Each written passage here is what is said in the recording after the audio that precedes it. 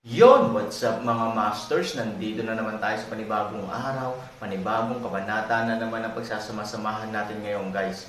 Mga masters, okay lang po bang wag nyong skip ang mga ads sa aking mga videos? Salamat po talaga mga masters sa solid na pagsuporta po sa akin. Magandang gabi mga masters, bali ngayon po ay 4 na videos po ma-upload ko po sa aking YouTube channel.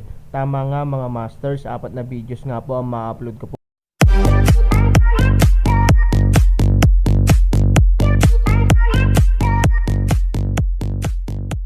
Bali mga masters, kung bago ka pa lang po sa aking YouTube channel, please click the subscribe button, lalong-lalo na po yung notification bell guys, para maging connected pa rin tayo sa isa't isa at maging updated kayo sa mga susunod ko pang video. Bali mga masters, bago natin umpisahan ng kwento ay mag-shoutout po muna tayo para sa mga solid nating tagapakinig. Shoutout kay Aristo Mariano at shoutout kay Song Lyrics. Yun na nga mga masters, no? Bali hindi na ito patagalin. In 3, 2, 1, let's go!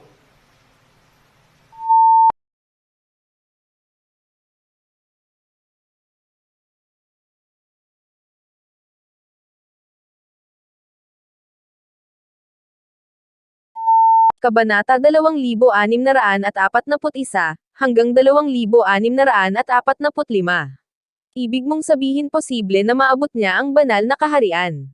Aaron nagdududa na magtanong ng paraan. Natural na tumanggo si Fei-Ling at sinabing, "Syempre, kung hindi, paano mo haharapin ang malakas sa kaharian ng sukdulang guro? Ngunit hindi ka dapat mag-alala ngayon. Pagkatapos ng lahat, ikaw din ang malakas sa banal na kaharian. Kaya mo gumuhit sa kanya kahit na ikaw ang pinakamasama." Aaron puso pilit ng ngiti, kung talagang ganito, maaari at Emperor Zun labanan ang isang gumuhit lahat mahirap na sabihin, pagkatapos ng lahat, siya ay ngayon lamang maling espiritu estado. Siyempre, hindi alam kung talagang maaabot ni Emperador Zun ang banal na kaharian, o kung isa lamang siyang huwad na banal na kaharian. At ang Aaron ay hindi rin dapat masyadong mag-alala tungkol sa pakikipaglaban kay Emperador Zun. May card si Emperor Zun, kaya bakit wala siya? Ang pinsala ni Red Eye Jade Python ay unti-unting gumaling, ang lakas nito, ay maaaring magbigay ng napakalakas na tulong para sa Aaron. Aaron unconsciously hinawakan ang kanyang braso. Sa maliit na bagay na ito, magaan ang pakiramdam niya. Nga pala, narinig ko na ang pagsira sa banal na kaharian ay haantong sa mga natural na sakuna. Makapangyarihan ba sila? Patuloy na nagtanong si Aaron. Totoong may kasabihan tungkol sa natural na kalamidad, dahil upang masira ang banal na kaharian, kailangan mong ganap na ipanganak na muli mula sa mortal na katawan upang matawag na Diyos, at ang bautismo ng natural na kalamidad ay maaaring gumawa ng isang mortal mula sa katawan.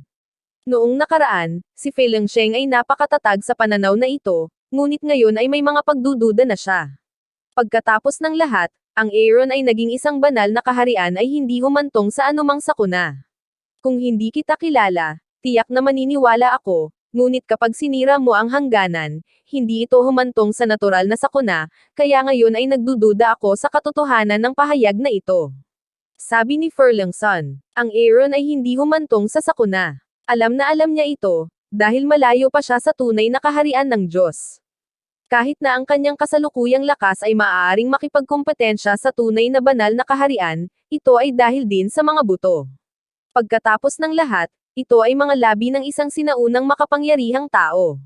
Ang enerhiya sa loob nito ay maaaring mapabuti ang kaharian ng Aaron sa pinakamaikling panahon. Sa katunayan, hindi ko pa nararating ang totoong banal na kaharian, at isang hakbang pa lang ako. Sabi ni Aaron, hindi pwede. Si Fei-Ling Sheng ay tumitingin kay Aaron na may kainahinala, ngunit hindi niya naabot ang banal na kaharian. Nagawa niyang patayin si Yi Qingshan sa Supreme Master Realm. Gaano katatag ang tunay na kaharian ng Diyos? Ito ay isang katotohanan, at ito ay dahil din dito, kaya hindi ito humantong sa kapahamakan. Sabi ni Aaron. Sa pagtingin sa masalimuot na ekspresyon ni Aaron na may kawalang kaya, nakaramdam ng kakaiba si Fei-Ling Sheng. Sa pagtingin sa kanya, tila inaabangan niya ang pagdating ng sakuna. Anong problema? Napakadelikado ng natural na kalamidad. Kung hindi siya mag-iingat, baka mawalan siya ng buhay. Kahit na si Fei-Ling Sheng ay may matinding pananabik para sa banal na kaharian, labis siyang natatakot sa natural na sakuna. Paano aasahan ng sino man sa mundo ang isang sakuna? Na-curious ka ba kung ano ang apocalypse, o talagang umaasa ka na darating ang apocalypse, hindi lang para maibsan ang curiosity mo? Naghihinalang tanong ni Furlongson. Sana dumating ang apocalypse. Sabi ni Aaron. Ito ay ginagawang mas kakaiba si Feilongsheng. Iniisip pa niya na baka sira ang utak ni Aaron. Gusto niya bang mamatay? Ayon sa alamat, ang natural na kalamidad ay napakalakas. Sa ilalim ng natural na kalamidad, ang mga ordinaryong practitioner ay mapapawi sa isang iglap. Maging ang mga taong dumaan sa natural na kalamidad ay maaaring mamatay sa ilalim ng natural na kalamidad. Sabi ni Furlongson. Alam ko, kaya sana kung mas malakas ang sakuna, mas mabuti. May sinabi si Aaron na hindi maintindihan ni Feilongsheng. Matapos mabuhay ng napakaraming taon, naisip ni Feilongsheng na napakataas pa rin ng kanyang intelligence quotient. Gayunpaman, sa harap ng mga salita ni Aaron, siya ay ganap na nalilito at walang ideya kung ano ang iniisip ni Aaron. Bakit sa tingin mo, kung gusto mong magpakamatay, pwede mong gawin sa ibang paraan? Walang magawang sabi ni Feilongsheng. Pagpapakamatay. Aaron liwanag ng isang ngiti, sinabi, ako pa rin nakatira sa pag-aalaga ng kanyang asawa at anak na babae, kung paano magpakamatay. Kung ayaw mong magpakamatay, bakit may kabaliwan kang ideya? Totoo ba na kapag mas malakas ang sakuna, mas may kumpiyansa kang makakaligtas dito? Hindi ako naniniwala sa walang katotohanan na teoryang ito. Sabi ni Furlongson. Umiling si Aaron, at nagsabi, dahil napakalakas ng pagnanakaw, kaya mo bang patayin si Linlong? Natigilan si Feilongsheng at napatigil. Patayin si Linlong kasama si Chang. Hanggang sa sandaling ito naiintindihan ni Feilongsheng kung ano ang nangyayari sa isip ni Aaron, ngunit ang kanyang ideya ay masyadong hindi inaasahan. Natatakot ako na walang ibang tao sa mundo ang magkaroon ng ganoong ideya.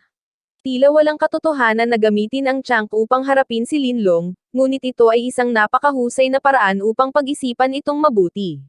Kung maaari nating patayin si Linlong ng direkta, hindi na natin kailangang mag-alala tungkol sa pagbawi ni Linlong sa hinaharap na mundo ng Xuanyuan. Kaya lang, hindi ganoon kadaling sabihin ang ganitong bagay. You're taking it for granted. You can't see what you can do when the calamity comes. At saka, ang target ng calamity is to ferry the calamity. How can it hurt Linlong? Inakala ni Feilongsheng na ito ay imposible, kaya't hindi niya maiwasang pabulaanan ang Aaron. Alam din ni Han Sanchen na ang kanyang mga ideya ay masyadong imahinasyon, ngunit haka-haka, ay hindi nangangahulugan na walang pagkakataon na makamit, huwag subukan, paano natin malalaman na hindi ito magagawa?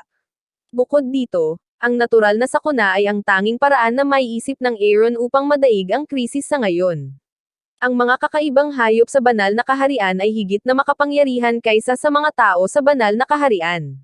Kung gagamitin natin ang mga umiiral na malalakas na practitioner sa mundo ng Xuanyuan para harapin si Linlong, ito ay magiging dead end, kaya dapat maghanap ng ibang paraan ang Aaron, sinabi ko lang na ito ay isang pagkakataon, hindi ganap.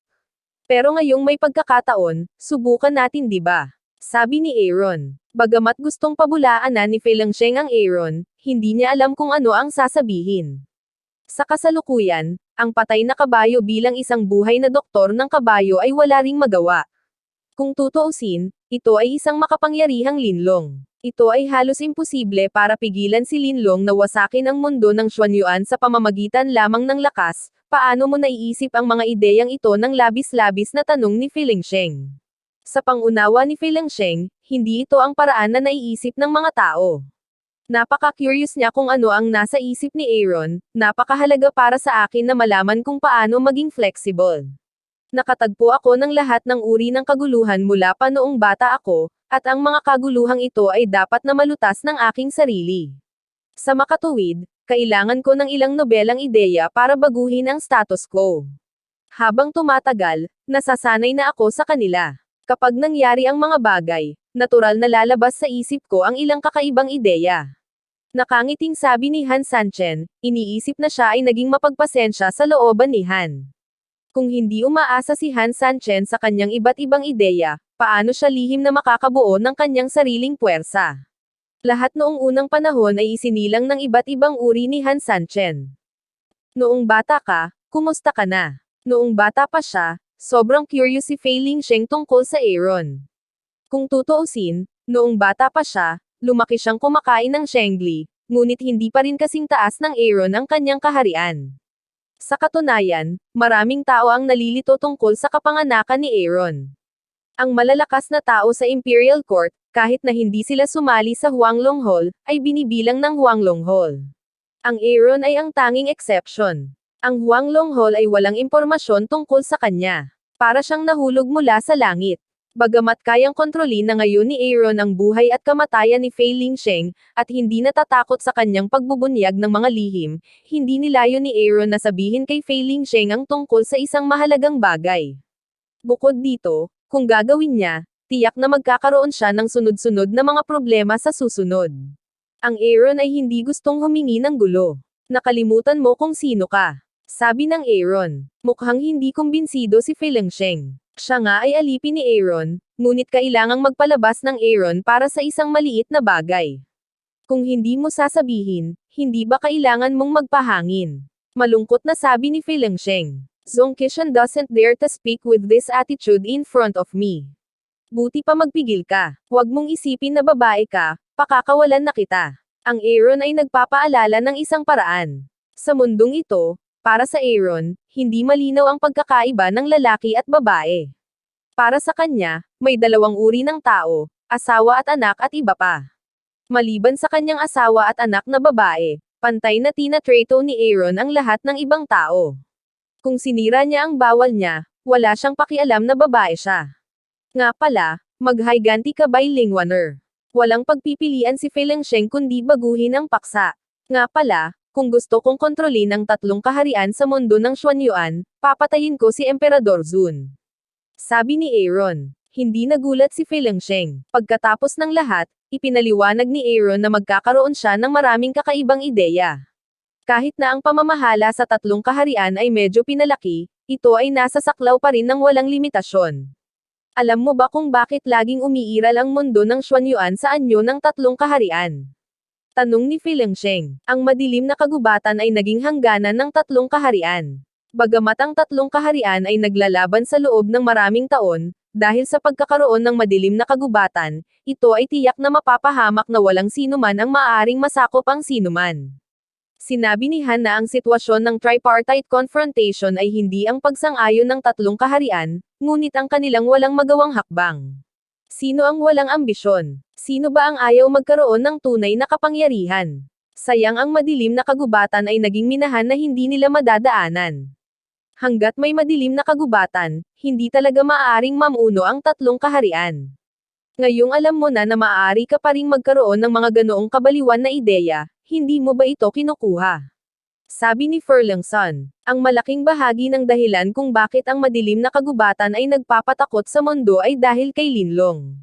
Kung mamatay si Linlong, nakangiting sabi ni Aaron. Inilibot ni Fei Lingsheng ang kanyang mga mata at sinabing, syempre mamamatay si Linlong, at mamamatay din siya sa ilalim ng kapahamakan ng langit. Kung tutuusin, ito ang plano ni Han Zhangzu. Paanong hindi ito gagana? Alam ni Han Sanchen na sinasadyang kinukot siya ni Fei Lingsheng ang kanyang sarili, ngunit wala siyang pakialam. Kahit anong sabihin niya, hindi maniniwala si Fei Lingsheng hanggat hindi ito nagtagumpay. Sa oras na ito, biglang naglabas si Aaron ng ilang banal na kastanyas, at direktang nalito si Fei Lingsheng. Kahit na dati siyang nakatira sa madilim na kagubatan, si Fei Lingsheng ay hindi pa nakakita ng napakaraming banal na kastanyas sa isang pagkakataon. Sa kamay ng lalaking ito, ang banal na kastanyas ay parang ordinaryong prutas. Anong ginagawa mo? Naghihinalang tanong ni Furlingson. Ayaw mo bang maging isang malakas na tao sa Diyos? Hindi sapat ang isang banal na kastanyas. Sabi ni Aaron. Hindi makapaniwala si Fei Lingsheng na nakatingin sa Aaron. Nakikinig sa mga salita ni Aaron, gusto niyang ibigay sa kanya ang lahat ng mga banal na kastanyas na ito.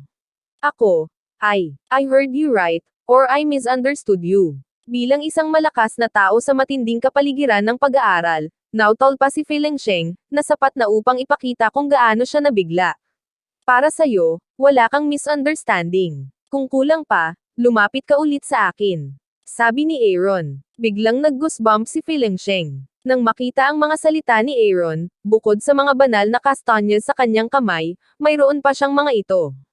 Hindi ka nakatira sa madilim na kagubatan tulad ko. Kung hindi, Paano ka magkakaroon ng napakaraming banal na kastanyes?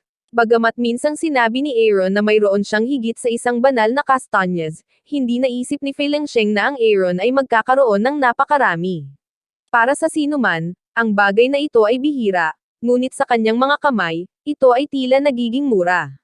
Oo, pinalaki ako ni Linlong. Naniniwala ka ba? 3,000 makinis na bibig sabi. Ipinilig ni Fei Lengsheng ang kanyang ulo ng walang kamalay-malay, at hindi sinabi na si Linlong ay nasa kalagayan ng mahimbing na pagkakatulog. Kahit na talagang magising siya, imposibleng bumuhay ng tao sa bangis ni Linlong. Hindi, babawiin ko. Ang sakit ng kamay ko. Ang Aaron ay nagpapaalala ng isang paraan. Si Fei Lengsheng ay natatakot sa pagsisisi ni Aaron. Sa pagmamadali, inagaw niya ito mula sa Aaron. Talagang hindi ka nagsisisi. Kakainin ko lahat yan mamaya, at wala kang oras na pagsisihan. Sinabi ni Fei Lengsheng na hindi pa rin siya naniniwalang magiging napakabigay ng Aaron. Gusto kong tandaan mo ang isang bagay, kapag mayroon kang senyales ng paglabag sa hangganan, o naramdaman mo na ang sakuna ay darating, siguraduhing sabihin sa akin. Sabi ni Aaron. Ang mga kilay ni Fei Lengsheng ay biglang nag-alinlangan, at hindi nagtagal ay naunawaan ang kahulugan ng Aaron. Ito ay lumiliko na binigyan niya ang kanyang sarili ng banal na kastanyes para sa isang layunin. Gusto niyang samantalahin ang natural na kalamidad para harapin si Linlong. Saan nanggaling ang sakuna? Hindi ba't sinamantala lang nito ang kanyang oras? Gusto mo bang harapin ko si Linlong? Tanong ni Fei Lengsheng. Kung hindi, sa tingin mo ba ay mabuting tao ako? Natural na sinabi ni Aaron, ngunit paano ako? Paano ako maisisilang na muli ng walang binyag sa natural na kalamidad? Nag-aalinlangan si Fei Lengsheng sa isang paraan. Nanlamig ang mga mata ni Aaron at sinabi niya, Fei Lengsheng, hindi mo makakalimutan ang iyong pagkakakilanlan. Isa ka lang puppet. Kailan mo kaya magkakaroon ng karapatang magsalita? Napanganga si Fei Lengsheng. Bago siya masanay sa kanyang pagkakakilanlan, kikita siya kay Han Sanchen. Ngayon ay tila wala na siyang kwalipikasyon para mag-alala tungkol sa mga bagay na ito. Aaron ang kanyang master ngayon, at ang kanyang pagkakataon na masira ang hangganan ay ibinigay din ng Aaron. Anong mga kwalipikasyon ang mayroon siya para tutulan ang gusto ni Aaron na gawin niya? Hindi ko nakita noon na napakadilim mo, mayroon kang ganoong plano kung hindi ka pipirma ng kontrata sa akin, hindi ba? Dapat masaya ka, sabi ni Aaron. Yun na nga mga masters, no? Bali panibagong kabanata na naman yung natapos natin ngayong gabi. Muli, maraming salamat po talaga sa walang sawang suporta po sa aking YouTube channel na talagang inaabangan nyo po ang bawat upload ko po. Bali mga masters, magkita-kita ulit po tayo bukas ng gabi at ngayon po ay magpapaalam po muna tayo. Bali mga masters, bye-bye!